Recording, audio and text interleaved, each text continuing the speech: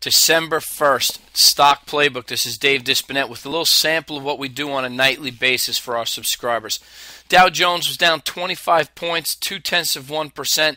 S&P 500 down 2 points, 0.2%. NASDAQ up 5 points, 0.2%. Not surprising after the advance we've had the last 3 days. Solid run. You got to expect, at the very least, a little pause, but it would not be surprised we saw a little profit taken either. Rally could certainly last a little longer, but December 9th is the date we're looking at. I don't think you want to be long going into that December 9th meeting where they're going to go ahead and be in Europe deciding what they're doing, because quite frankly, I don't see them agreeing to do anything really that's going to be effective in stemming the crisis that is developing there and ultimately here.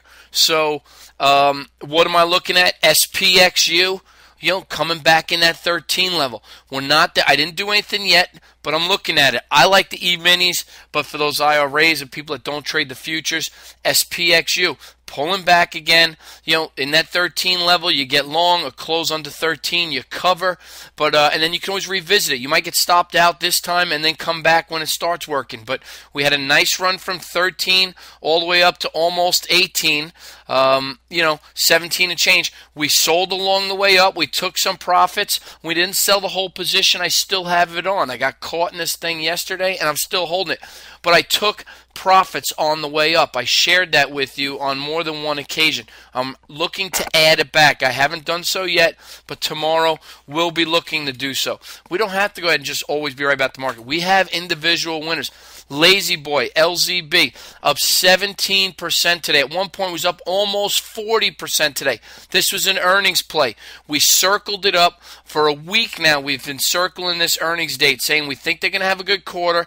They knocked the cover off the ball. Heavy volume came in. Huge winner for us.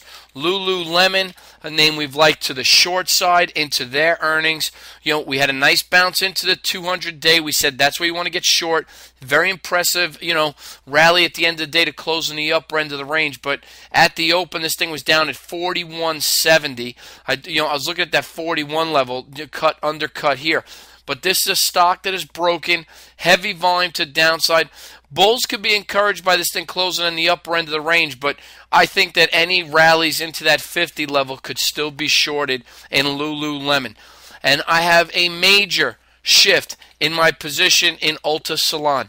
Ulta Salon, for those of you who've been listening to me for a while, which probably none of you because I've only been doing these free videos for a while, Ulta Salon has been a stock that I have been bullish on since the day they came public. You can't even see it on this chart. You got to go back to the monthly chart. Right in here, adjusted for splits at 34. We bought it that first day. We bought it all the way down into the single digits there, adjusted for splits. And we've stayed with it the whole time. They had another great quarter. Their guidance wasn't as good. I think you got to take some profits up here. The stocks that gap down. I'm not saying you have to get out of Ulta Salon entirely, but if you own Ulta, you trim a little up here. If you're looking for a short candidate, Ulta Salon, using the recent, tomorrow it's going to sell off, but if we manage to get a bounce back up towards the 70, 71 level, I think it sets up for a real nice short opportunity with the stop at new highs. Ulta Salon. We have plenty of other ideas and earnings plays for next week. Sign up for a free trial of the Playbook, and we'll show you and tell you what we're doing. Have a good night. I'll talk to you tomorrow.